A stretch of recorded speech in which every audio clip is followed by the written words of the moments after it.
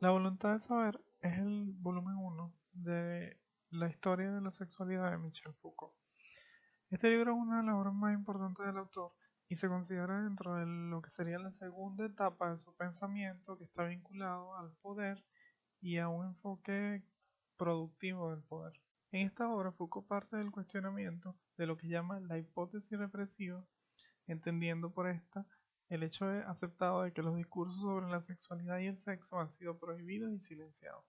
Aún reconociendo que hay prohibiciones y represiones, lo que plantea Foucault es que estas son estrategias particulares a través de las que opera el poder, pero no las únicas ni las más fundamentales. En ese sentido, reconoce que en Occidente ha habido una incitación de los discursos en torno al sexo y una sutil sexualización de prácticamente todo, y que la idea de una sexualidad reprimida lo que hace precisamente es implantar en la realidad la idea de que esa sexualidad está ahí y que hay una verdad en torno a ella que habría que descubrir. De modo que el principio del que parte es un principio constructivista que entiende el sexo, o más propiamente la verdad sobre el sexo, como una producción de discursos y mecanismos de saber-poder. Por esta vía, el autor plantea la existencia de dos procedimientos para producir la verdad sobre el sexo. La primera sería el arte erótico y la segunda sería la ciencia sexual o la ciencia de la sexualidad. El arte erótico sería el que es propio de sociedades no occidentales o previas a la modernidad occidental como son Japón, India, China o Roma, y se refiere a un ejercicio centrado predominantemente en el placer. El placer aparece ahí como el objetivo en sí mismo.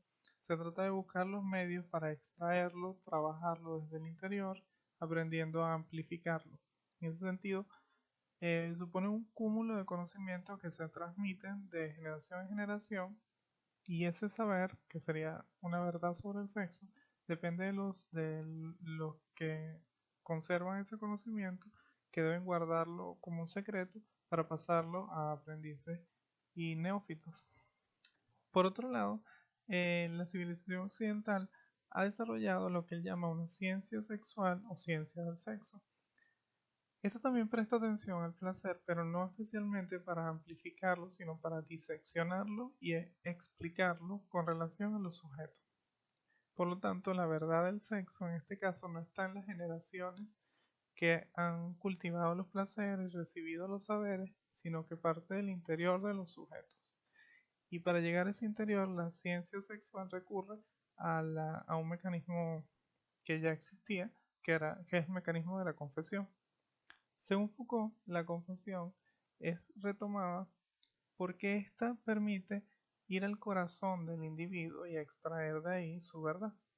Desde este punto de vista, el autor se opone a la hipótesis represiva, como decíamos, en la medida en que el poder no ha silenciado a las personas sobre su vida y sus prácticas sexuales, sino las ha incitado a hablar y ha utilizado esos discursos, que son múltiples y polimorfos, para individualizar al sujeto y generar un dispositivo de control que sería la sexualidad. Esta incitación entonces nos lleva a confesarnos permanentemente ante los otros y ante nosotros mismos, pero además es una práctica obligatoria, y cuando las personas no lo hacen, entonces él dice que la confesión se arranca del cuerpo. Esto quiere decir que la sexualidad construye una verdad que supuestamente está latente en todos los sujetos, pero en ese mismo sentido utiliza luego esa verdad para encerrar y regular a los sujetos de acuerdo a las categorías que se desprenden de una supuesta normalidad. Por lo tanto, no se trata solo de confesar los actos, sino de hacer explícito todo lo que por este y en torno a este surge y emerge. Entonces el sexo es tan importante según Foucault, porque se convierte en el lugar privilegiado de producción del sujeto, en los dos sentidos de la palabra, como sujeto de discurso, pero también como sujeto sujetado a esos discursos. Es sobre la base de estos principios que, según Foucault, surge la ciencia sexual occidental propiamente. Por otra parte, es interesante que, según Foucault, la ciencia de la sexualidad o la ciencia sexual no está del todo desligada de un arte erótico, y la vinculación se da en que la ciencia sexual encuentra placer en la producción del saber sobre el sexo. Entonces, un placer que es cultivado a través de la confesión, del hacer confesar a los otros, genera un placer inédito, es un placer en la verdad del placer. Ahora bien, estas ideas acerca de la ciencia sexual que plantea Foucault es su punto de partida porque este libro realmente está planteado como un esbozo de proyecto futuro que quería emprender este autor. Por lo tanto, se describen las líneas generales sobre las que él esperaba desarrollar su análisis. Lo primero que nos va a decir Foucault es que frente a la idea de la represión y en torno al análisis de la sexualidad como dispositivo de una ciencia de la sexualidad, es necesario replantear el entendimiento que tenemos del poder mismo. Propone en ese sentido una nueva analítica del poder que ya no se centra en la facultad prohibitiva del soberano, sino en su capacidad productiva, en su reticularidad y en su multiplicidad. Va a decir básicamente que la mirada que suele tenerse del poder es una mirada demasiado limitada y además conveniente para quienes están en posiciones de poder más ventajosas dada su condición institucionalizada. La mirada del poder que Foucault rechaza y que intenta superar se caracteriza, según este autor, por una serie de rasgos. El primero de estos rasgos sería la relación negativa, la idea de que el poder solo puede decir no, es decir, solo actúa reprimiendo, legislando, coartando libertades. El segundo rasgo que él identifica en esa representación del poder tradicional es la instancia de la regla, que se refiere a que el sexo responde a una ley unidireccionalmente impuesta por un poder soberano. Luego estaría la lógica de la censura, que entiende que el poder busca siempre silenciar y reducir a la inexistencia todo lo relacionado con el sexo. Por último, un rasgo que él identifica es la unidad del dispositivo, aunque se entiende que hay una unidad en el dispositivo, que implica que existen diferentes niveles sociales, pero que en todos actúa de la misma forma un poder general y global.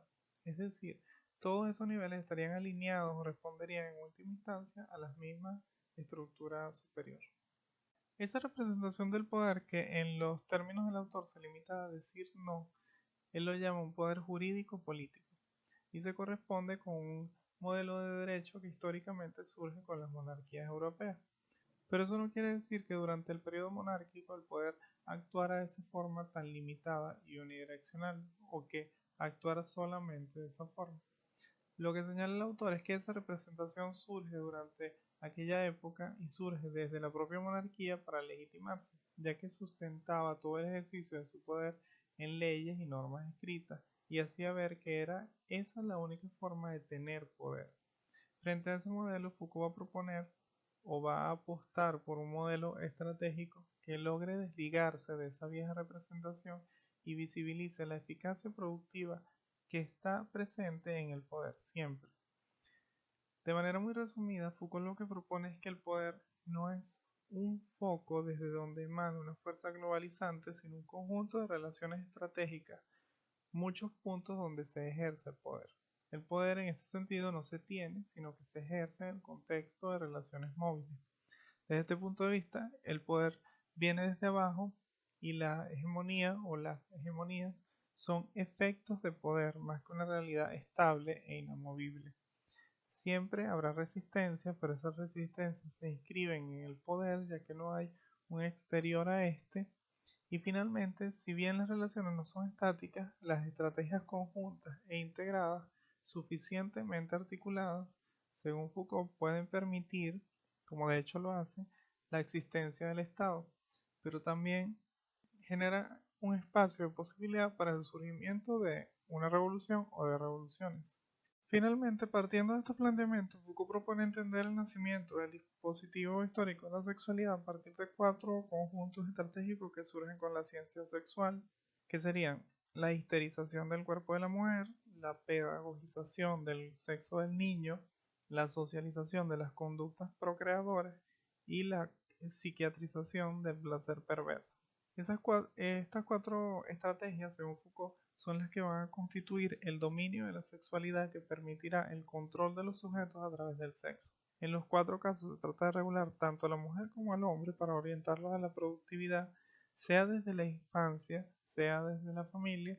La idea es producir una normalidad prescriptiva y controlar sus desviaciones. Lo anterior se vincula con un cambio social fundamental que, según el autor, ocurre en Occidente a partir del siglo XVII. Este cambio tiene que ver con la reconfiguración de las relaciones de poder y la producción de la vida como objeto de ese poder. En ese sentido, dice el autor que el antiguo derecho soberano de hacer morir y dejar vivir es reemplazado por la potestad de hacer vivir y dejar morir o rechazar hacia la muerte. El poder operaba antes, según esto, ejerciendo un derecho sobre la vida a través de la muerte, ya que se decidía quién debía morir y los demás simplemente se seguían viviendo, o sea, se dejaban con vida. Entonces el cambio radica en que ahora no se trata de matar a los indeseables o a los desviados, sino de gestionar las vidas de todos los sujetos a través de su normalización. Y esto ocurre a través de dos formas fundamentales, según Foucault. En primer lugar, la anatomopolítica, que se ejerce sobre los cuerpos y que, volviendo a lo que planteaba Bacigalupo, podemos decir que es un poder individualizante, ya que se ejerce sobre el sujeto individual. Y en segundo lugar, la biopolítica, que es más bien socializante, en tanto que se ejerce sobre las poblaciones. Entonces ahí el sujeto es tomado como especie viviente y como parte de grupos que pueden ser gestionados a nivel de masa. Esto finalmente permite la instauración de un sistema de biopoder o de poder sobre la vida, que encuentra su articulación perfecta a través del sexo y la sexualidad. De ahí la importancia de darle una historia a la sexualidad, o sea, la importancia que le da Foucault a historizar sobre la sexualidad, no como instancia natural o esencial, sino como producto histórico y dispositivo concreto de poder. La sexualidad permite entonces disciplinar los cuerpos a través de la impostura de una normalidad sexual que produce sujetos, pero a su vez permite regular a las poblaciones, como vimos a través de la socialización de la procreación y la regulación de la productividad que tiene como seno fundamental la familia.